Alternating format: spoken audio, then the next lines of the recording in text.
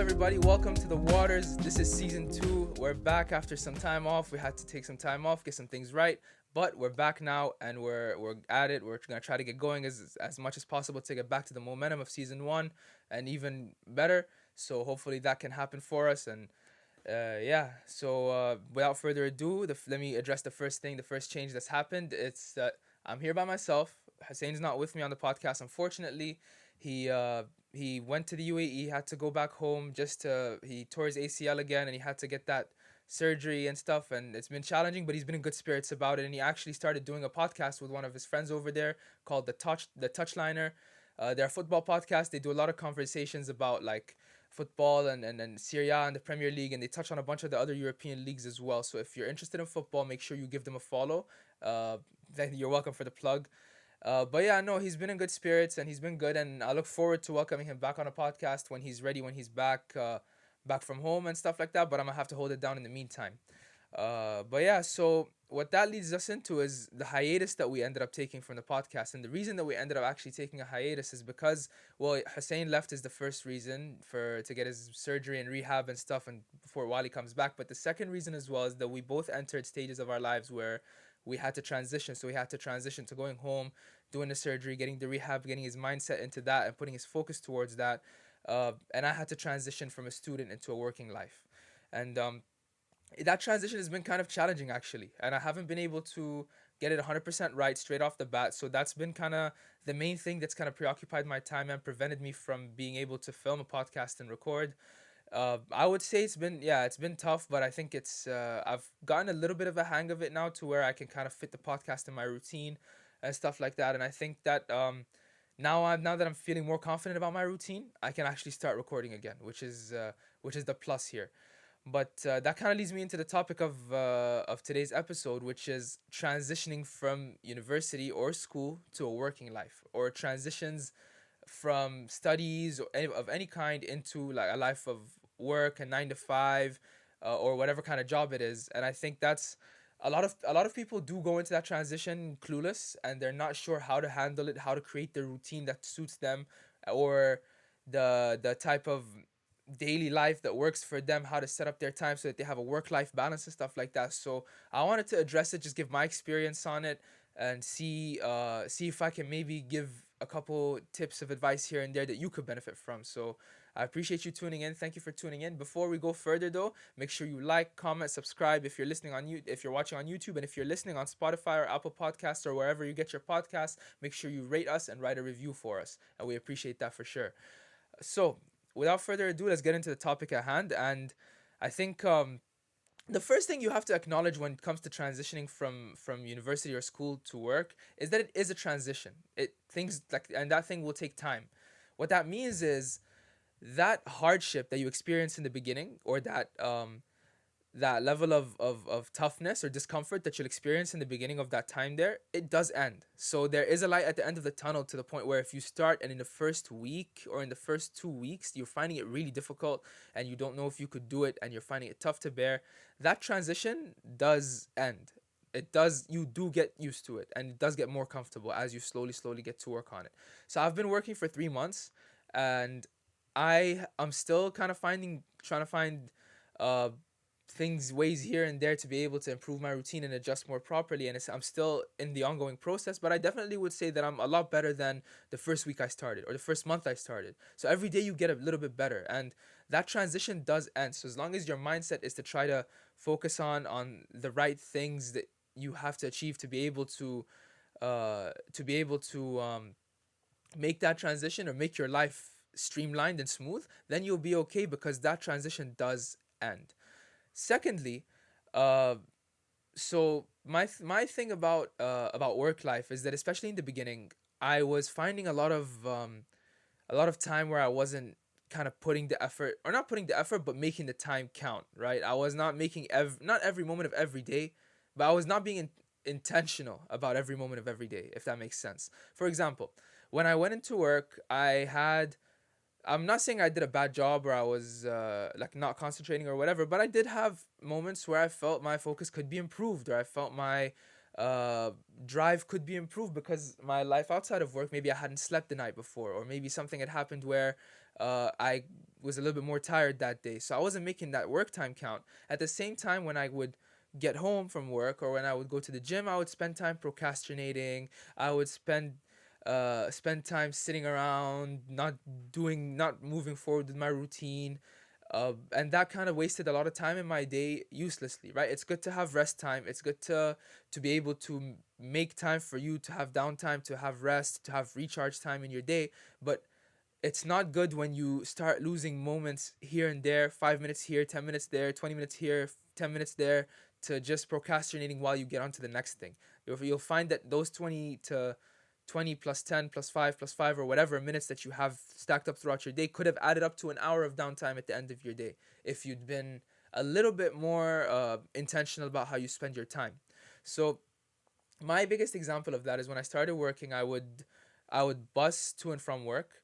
So I would take a bus and go to work, and a bus ride would take me about an hour, and then I would get to work. So I'd get up at 6:30, get to work for leave the house at 7:30, get to work for 8:30 approximately. And then from there, I would spend my time at work and come home or come to the gym at 5 o'clock, leaving work at 5 to go to the gym. I'm in the gym 6 o'clock ish, 6:10 by the time I get there. And my biggest mistake is that I would be so tired from my work day that uh, I wouldn't go straight into my workout. I would take time procrastinating. I would sit in the gym, go on my phone in the changing room, sit around, maybe go on like Twitter or TikTok or something, or just whatever things people do to procrastinate their time. I would just find any excuse to delay my workout because in my mind I was telling myself I was too tired and I deserved 5 minutes or 10 minutes to be able to rest and stuff, which I did. I think definitely I do deserve that time to rest and rejuvenate and stuff like that. But I do feel like if I become a little bit more intentional, which is what I've been doing lately, in terms of I get to the gym, I get dressed, and I just mentally focus in for a couple of minutes and then start my workout straight away. Then I could be able to be more intentional and more able to move forward with my time. And that 20-30 minutes that I would have saved, that I saved by not procrastinating, I would have been able to have as actual downtime when I got back. So usually I could have started my workouts around, maybe if I got to the gym at 6:10, maybe I probably most days I wasn't starting before 7:20, I would say. That's just because of how much I was procrastinating, which was not healthy at all. So I started setting a target for myself. I said I give myself 20-30 minutes to change, but then by 30 minutes I have to start my workout, right? Because I would change, I would pray, and then I would start, and then like that overall process would take around 20-30 minutes. I said, okay, when that's done, I have to start immediately. I have to get into, at least to get into stretching or doing a small thing that can help you get into the big task. So for me, what that looked like, it looked like stretching before the workout. So okay, I'm getting into stretching my muscles or whatever, and I have my headphones in my ear. Now I'm in the mindset of, okay, now I can actually be able to like to start my workout and get in the zone. So by the time I'm done my stretches, I'm more ready to start. You know what I mean? So things like that, being more intentional about the time I'm spending. And then lately, because I've been doing that, I've been finding a little bit more downtime when I would get home from work. So when I would be uh you know coming home, I wouldn't be running around as much, having like 2 or 3 hours to get my things together, get my food ready before I have to sleep. I'd be finding myself able to sit, speak with my roommates, be able to actually have a conversation, or even just rest, go on my phone, lay in bed for a second before I slept and watch a show or something. So that time started being creative for me once I started doing those things.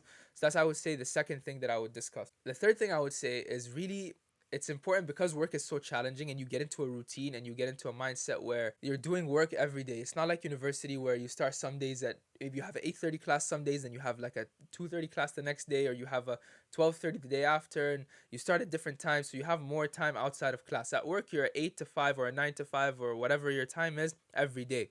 So when that happens, it can start to get easy to get wrapped up in work 24/7, which is not healthy. Which is why the next thing you should do is you should definitely be focusing on your hobbies and doing what you love outside of work. So for me, what that looks like is, it looks like gym, it looks like doing the podcast, it looks like making time to socialize with friends.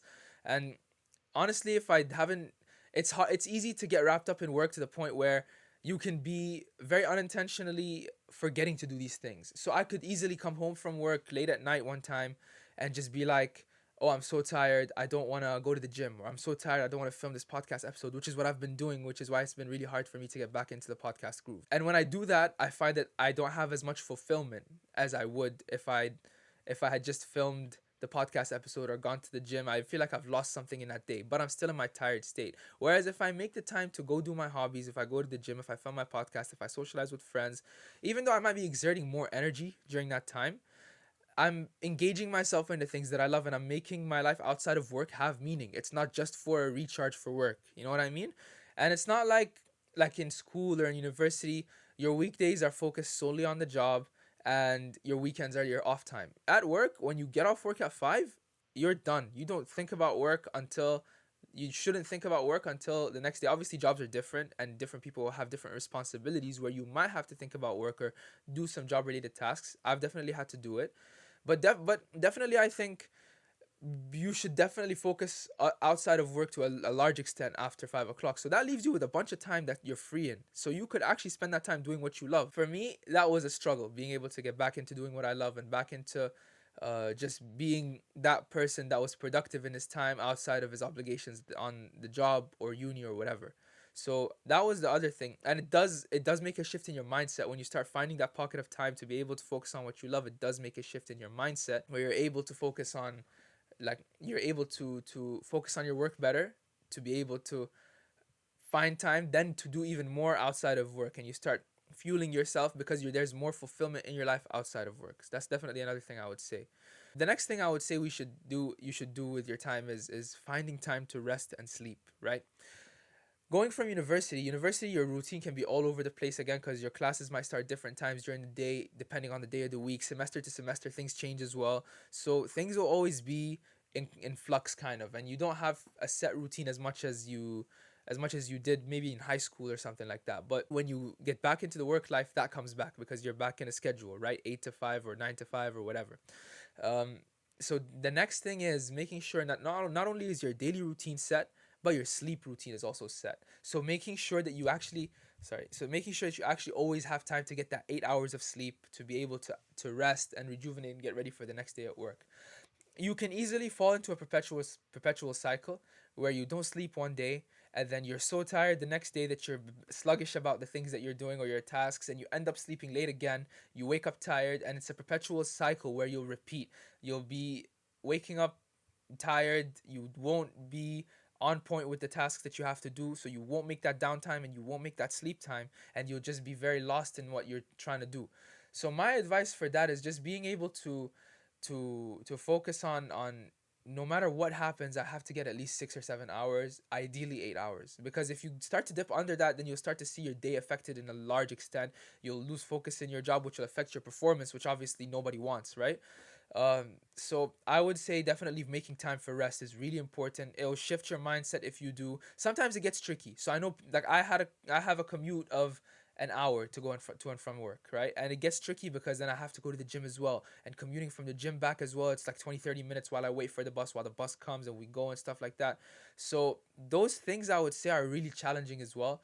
And in that vein, like, I understand because sometimes it feels like there's not enough time in the day. There's no hours in the day where you can't physically you can't find 8 hours of sleep, and you keep going to 5 and 6 hours. But I think there's always ways you can optimize. So for example, I started doing things on my bus ride to and from work to be able to say that that hour going and that hour coming back, I'm not gonna just be making it an excuse to use it as like useless time because I'm in transit. I started doing my tasks, some tasks that I could do at that time, so that would help me free up more time when I would get back. So I'm just able to come in, maybe shower, prepare my food for the next day for work, maybe just sit with some friends for like 20 minutes or something and go to sleep. I still get my 7 hours. So that's been a good thing for me that I've been able to do.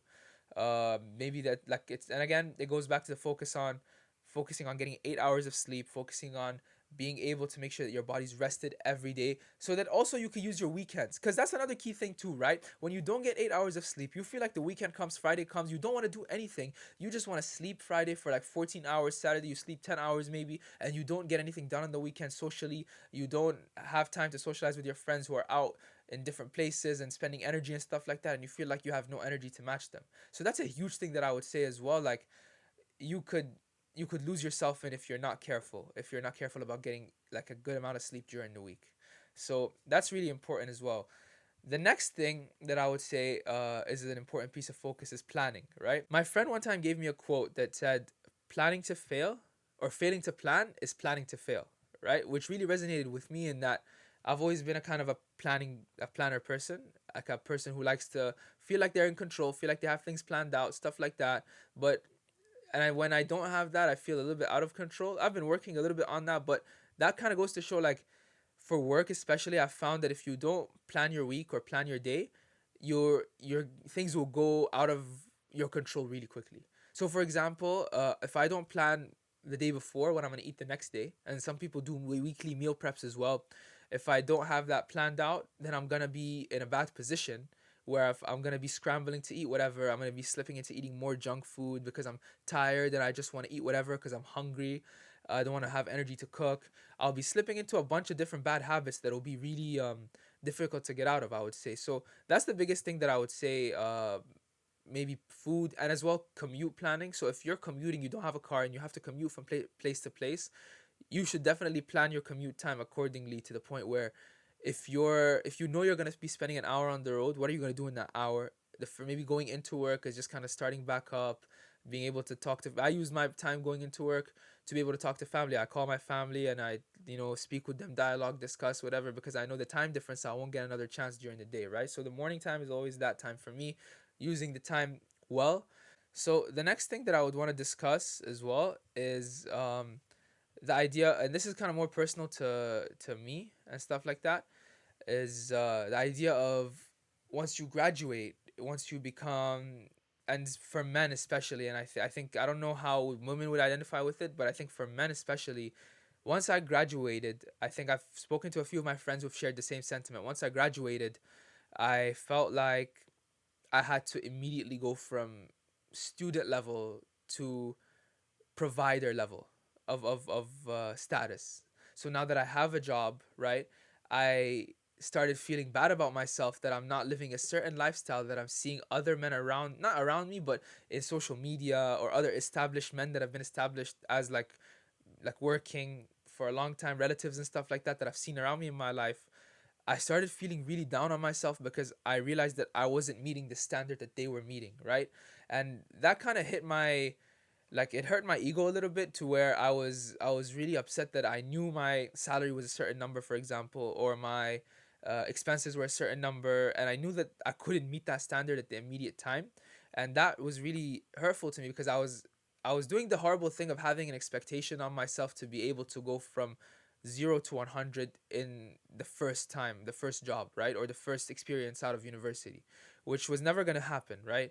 That's why you see like a lot of people start out at a certain level, and as your career progresses, you progress as well, right? So you can't expect to look at somebody who's maybe been working for like 5 10 years and expect to have the same level as them out the gate and be the same kind of quote unquote provider, or have that level of financial not independence. Independence is the wrong word. Financial stability, let's say, as them, because you're not established yet, or I wasn't established yet. So I kind of just would go to say that if you're in that stage, if yeah, women too, I guess, if you relate to this as well, I wouldn't, I'm just speaking to my experience of it and the experience of men around me as well stepping into that role, is that we've been hard on ourselves for not being able to be the man straight out the gate, or having that financial stability to be like living a certain lifestyle that the expectation is placed on us from through social media, right?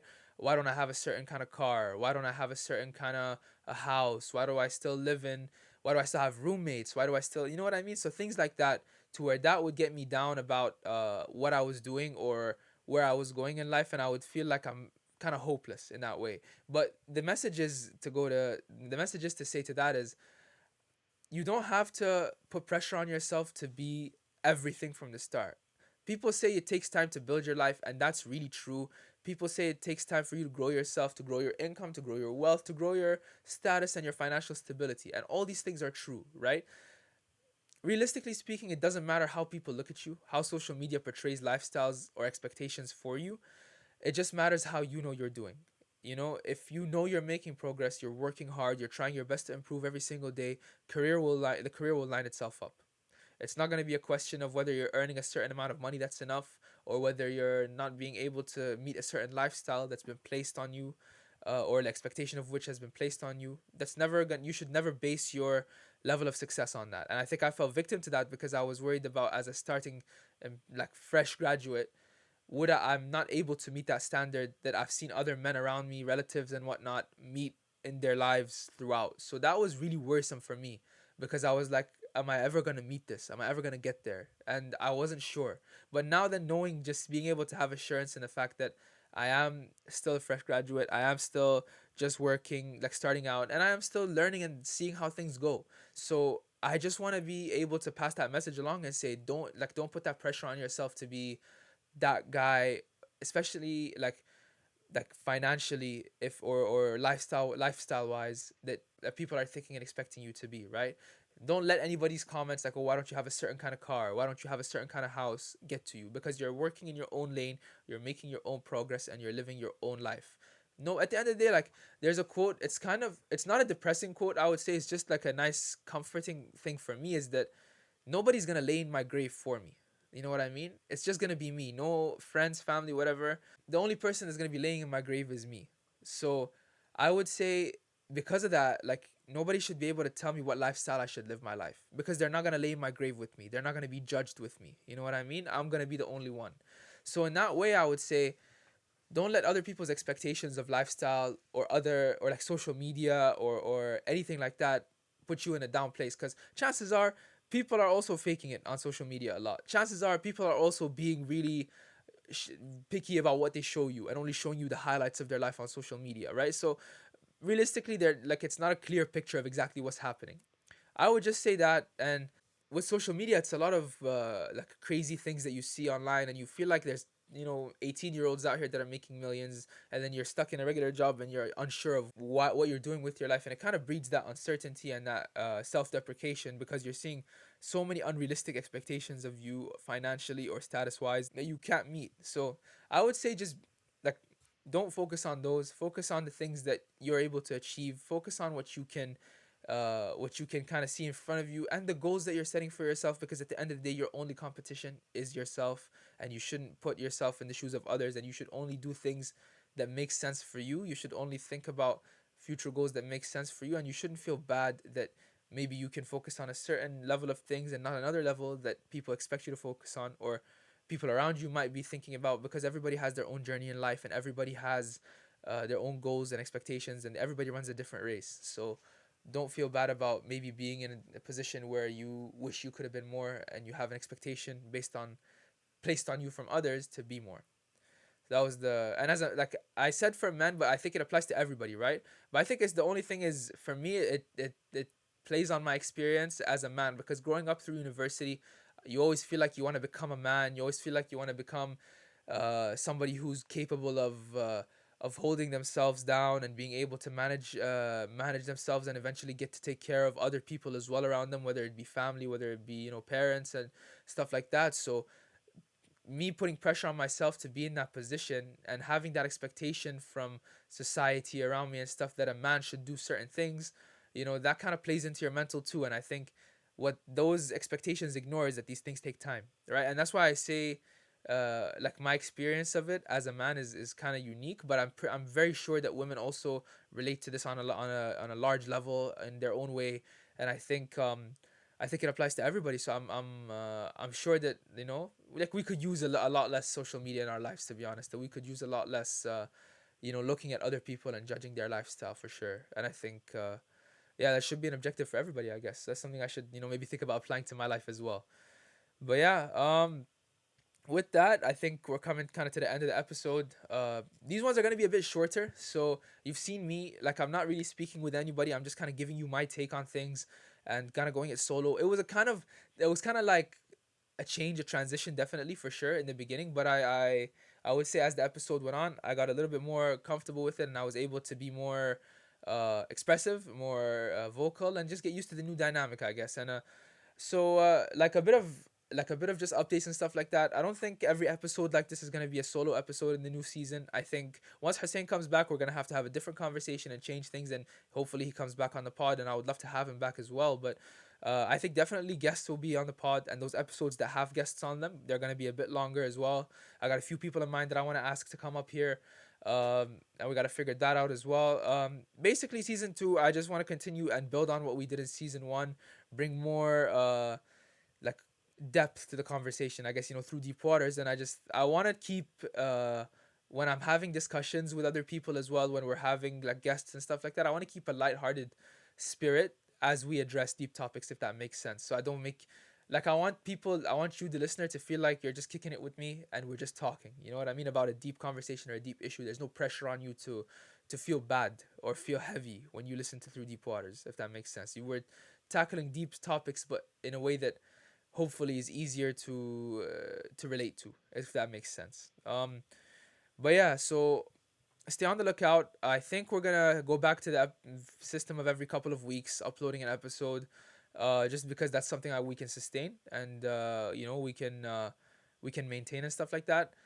With that being said, I think once Hussein comes back, it's going to be a little bit easier because he can also help out with some of the responsibilities. But in the meantime, I'm going to try my best to make sure that the uploads are consistent, and I'm sure they will be. And I'm going to try my best to make sure that everything goes well with the social media promotions and stuff like that. So I appreciate your guys' patience, and I really appreciate patience, and I really appreciate your guys' support. So thank you so much for tuning in. If you made it this far, I appreciate you so much. If you have been watching, tuning in season one, if you've watched only one episode, if this is your first episode, or if you just skipped to this part of the clip, thank you for tuning in regardless. I appreciate you. Make sure you like, subscribe, leave a comment, leave a review, rating on the streaming platform services, the wherever you get your podcasts. And yeah, with that being said, thank you so much for tuning in, for listening in. This was the first episode of season two. Take care, and we out. See you.